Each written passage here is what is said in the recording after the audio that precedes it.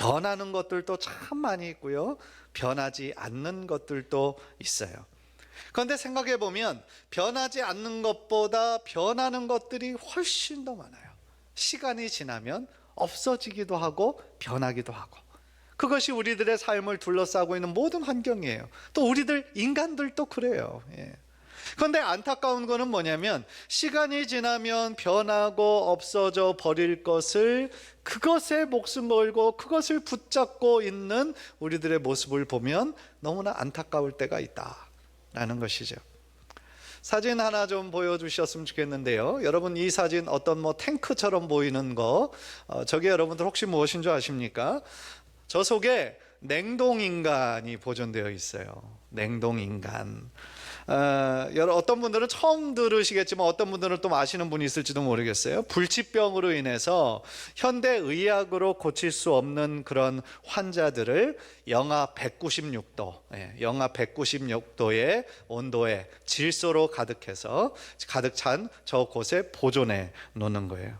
그래서 지금은 그 기술이 발전되어 있지 않지만 먼 훗날 50년 혹은 100년 후에 다시 해동해서 지금의 의학기술로는 고치지 못했지만 그때는 고칠 수 있을지도 모른다. 그래서 생명을 다시 부활시켜서 연장시킬 수도 모른다라는 막연한 기대와 희망을 가지고 이렇게 냉동 상태로 보존해 놓는 거예요.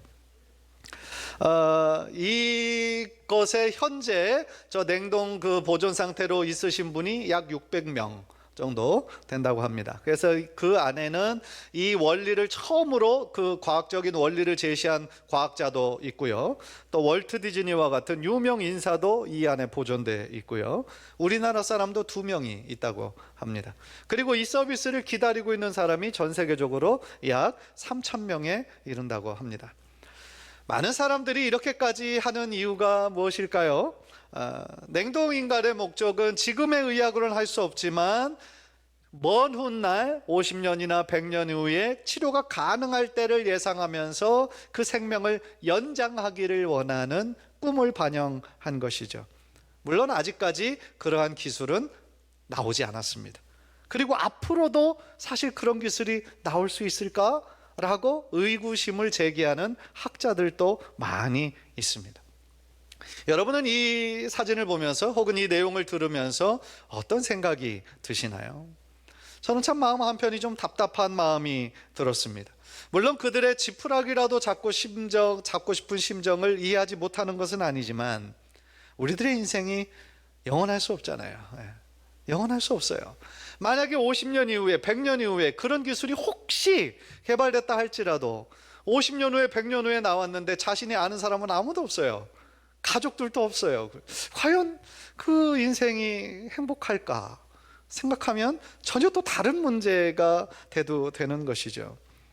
따라서 우리들의 이 유한한 인생을 어떻게든 좀 연장시키기를 원하고 어떻게든 좀 붙잡기를 원하는 그러한 시도가 사실은 너무나 안타깝다라는 것이죠.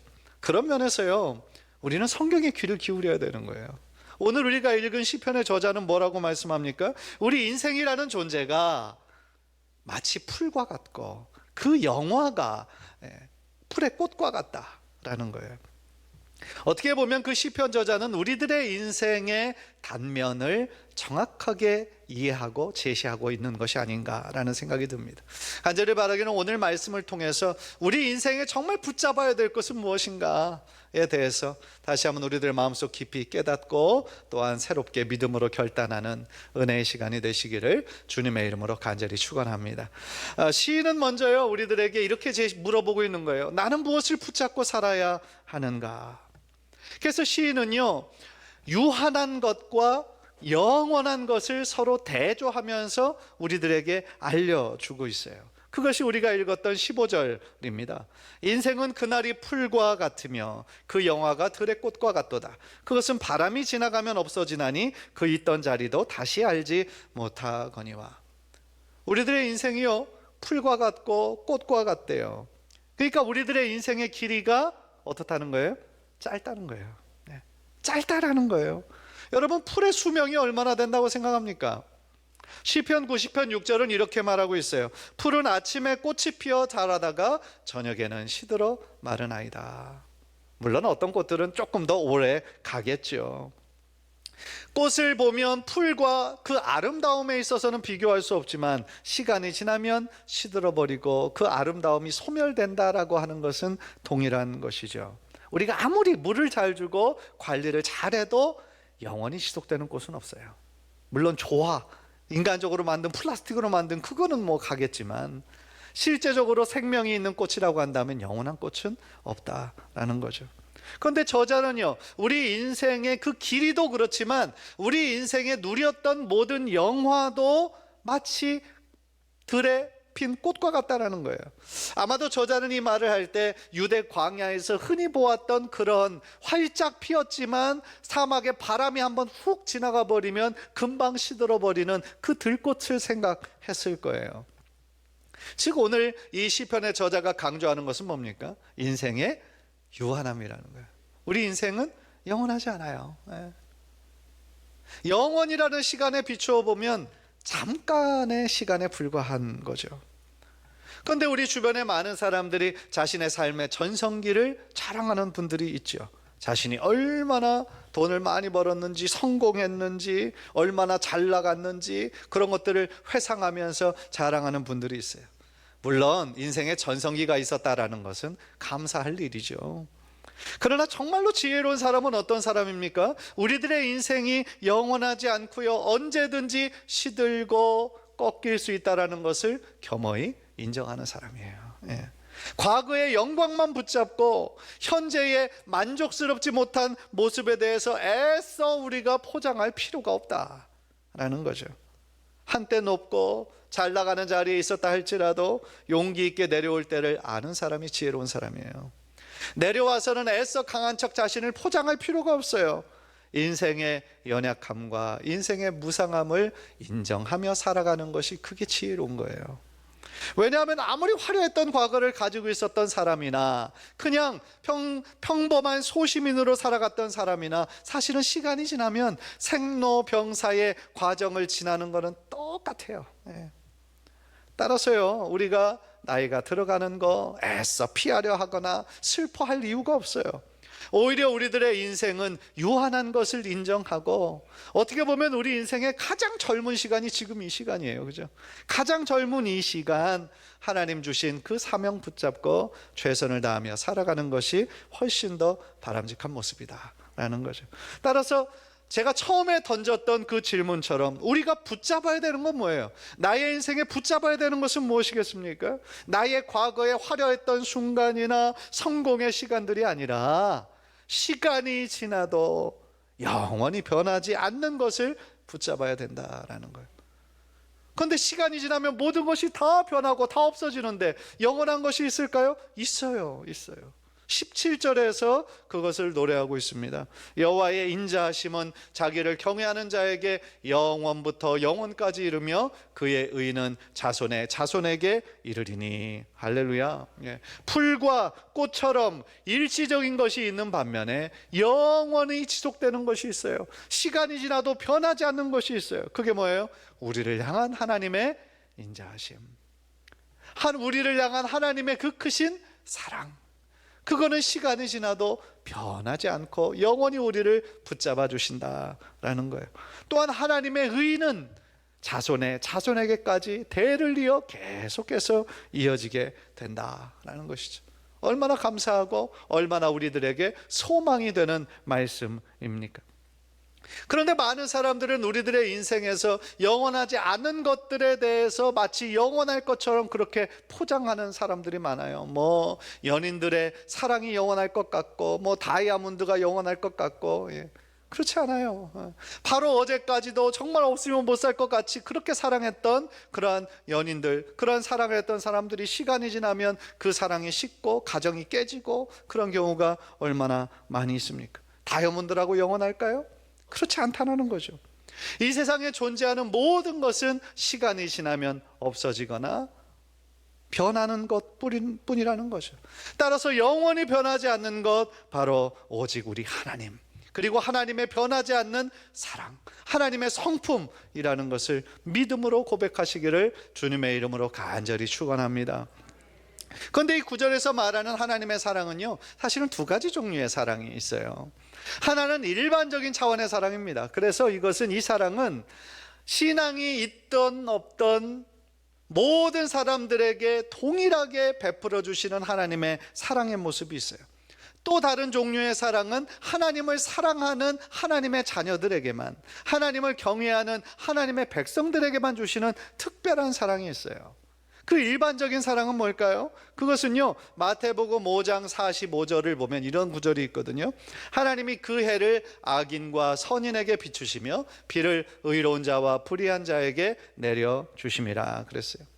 사실 우리가 살아가기에, 모든 호흡이 있는 생물들이 살아가기에 필수적으로 필요한 것은요, 하나님께서 다 공짜로 주셨어요. 태양도 주시고요, 때를 따라 비를 내려주시고요, 물을 우리들에게 허락하여 주시고요, 공기를 우리들에게 주시고요. 그렇죠? 사실은 생존에 필요한 모든 것들은 하나님께서 거저 주신 거예요. 모든 피조물들에게. 그것이 하나님의 일반적인 보편적인 사랑이에요. 그런데 하나님의 자녀에게만, 특히 하나님을 경외하고 따르는 자들에게만 주는 특별한 사랑이 있어요. 여기서 말하는 그 사랑의 원어를 보면 헤세드라고 하는 단어예요.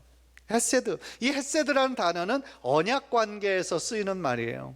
그런데 헤세드라는 단어는 인간과 인간 사이에도 쓰여질 수 있고 하나님과 인간 사이에도 쓰여질 수 있는 말이에요.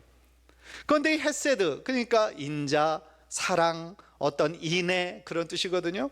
인간과 인간 사이에 쓰이면 어떤 뜻이냐면은, 다른 사람이 어떤 사람에게 큰 사랑을 베풀었어요. 은혜를 베풀었어요.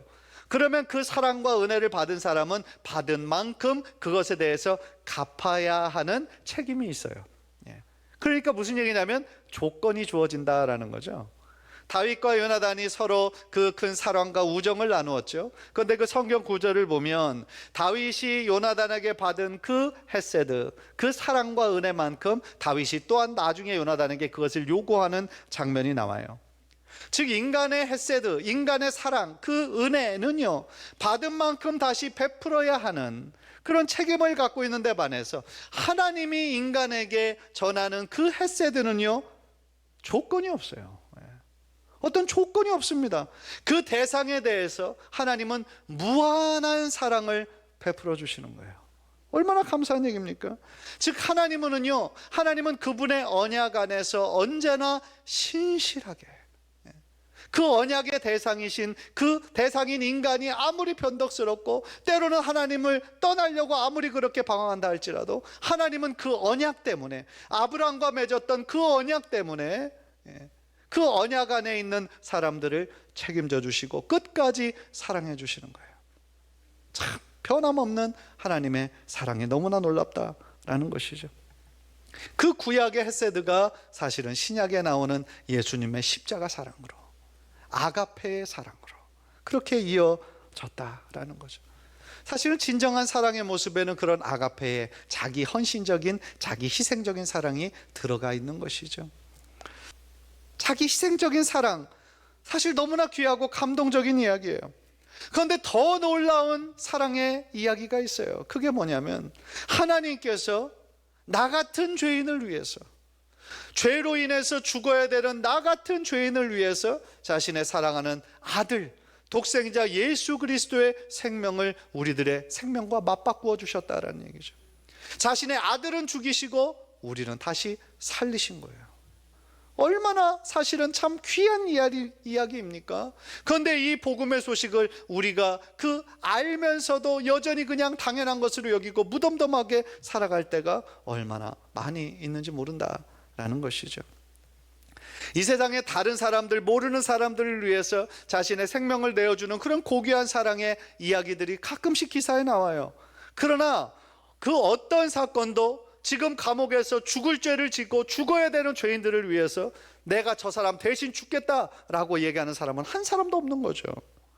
그런데 하나님은 죽어야 되는 죄인 중에 괴수와 같은 우리들을 위해서, 우리들을 구원하시기 위해서 자신의 아들의 생명을 허락해 주시고 주신 거예요. 이보다 더 큰 사랑이 어디 있겠어요? 이 큰 사랑을 받은 우리는 그러면 과연 어떤 마음으로 이 땅을 살아가야 되겠습니까? 사실 그 은혜와 그 큰 사랑을 갚을 능력이 우리에게는 없어요. 그래서 지난주 중에 읽었던 시편은 그 저자는 그 은혜를 무엇으로 보답할꼬 하나님께 탄식을 하고 있어요. 그러나 한 가지 방법이 있어요. 그것이 우리가 두 번째로 함께 나누고 싶은 주제인데요, 그것은 뭐냐? 하나님의 말씀, 하나님의 언약을 지키고 행하는 삶이에요. 그것이 우리를 향한 하나님의 그 영원하신 사랑에 우리가 적극적으로 응답하는 우리의 삶의 모습이다라는 것이죠. 여러분 18절을 보세요. 18절. 곧 그의 언약을 지키고 그의 법도를 기억하여 행하는 자에게로다. 방금 우리가 읽은 구절에서 하나님은요, 하나님의 헷세대의 사랑이 누구에게 있었냐고 했냐면 하나님을 경외하는 자들에게 있었다고 그랬어요. 하나님을 경외하는 자들에게 하나님의 특별한 헷세대의 사랑을 전하신 거예요. 따라서 하나님을 경외하는 자는 그러면 어떤 삶을 살아야 되느냐? 바로 이 구절에서 우리들에게 가르쳐주고 있는 거죠. 하나님의 언약의 말씀을 지키고 그 법도를 기억하고 우리들의 삶에 실천해야 된다라는 것이죠. 따라서 우리 그 하나님의 우리를 향한 변하지 않는 그 헷세대의 사랑이 나의 삶에서, 나의 자손에게서 대대손손 이루어지기 위해서는 그 하나님의 영원한 말씀을 붙잡고 나의 삶에 실천하며 살 때에 하나님을, 나를 향한 그 하나님의 사랑이 우리들의 삶을 통해서 영원히 지속될 수 있다라는 것이죠. 바로 그런 삶이 한 치 앞도 내다볼 수 없는 우리 연약한 인생들이 반드시 붙잡아야 할 하나님의 영원한 약속이 된다라는 거예요. 시간이 지나면 모든 것들은 다 변하거나 다 없어집니다. 그러나 하나님의 말씀은 영원히 변하지 않습니다. 과거에도 진리였고 오늘도 진리이시고 장차 미래에도 영원히 변하지 않는 진리의 말씀, 생명의 말씀으로 우리들에게 계속 공급하여 주시기 때문이다 라는 거죠. 이사야 40장 8절 우리 한번 다 함께 읽읍시다. 시작. 풀은 마르고 꽃은 시드나 우리 하나님의 말씀은 영원히 서리라 하라. 할렐루야. 한번 따라해 봅시다. 풀은 마르고 꽃은 시드나 우리 하나님의 말씀은 영원합니다.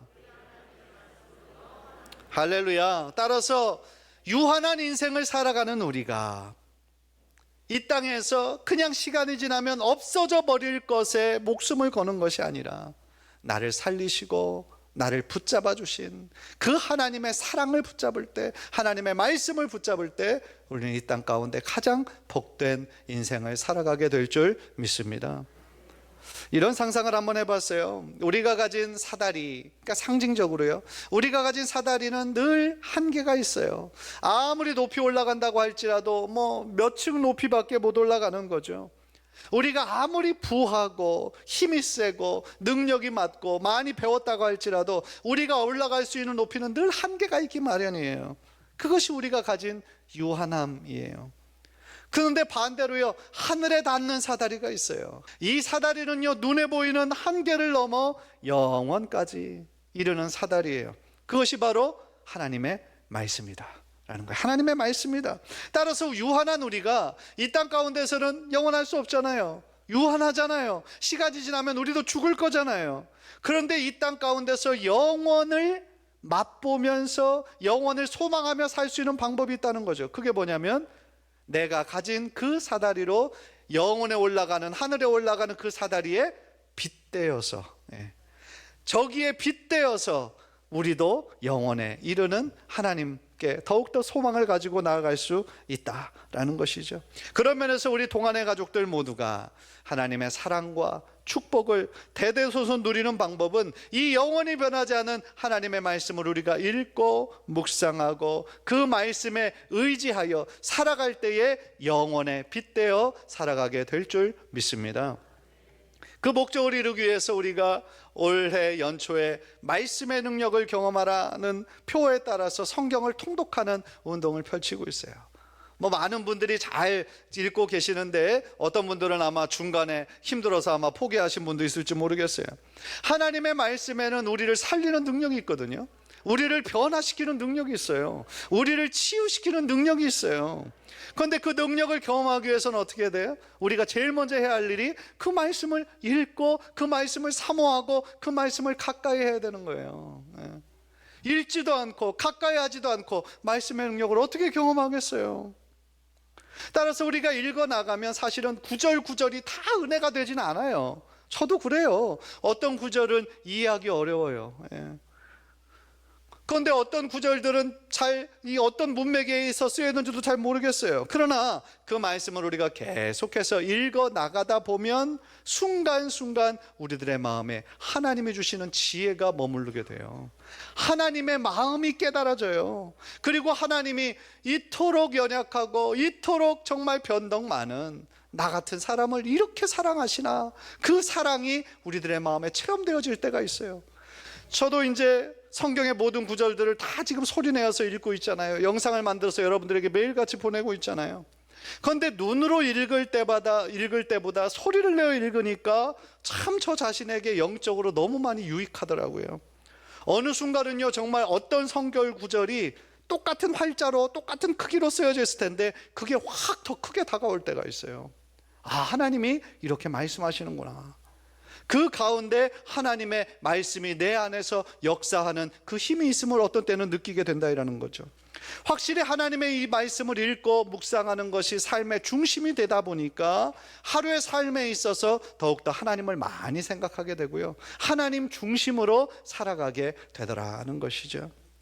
사랑하는 성도 여러분, 하나님의 말씀을 읽고 하나님의 말씀을 가까이 하는 것이 여러분들의 인생의 최고의 복이 되는 사실을 믿으시기를 바랍니다.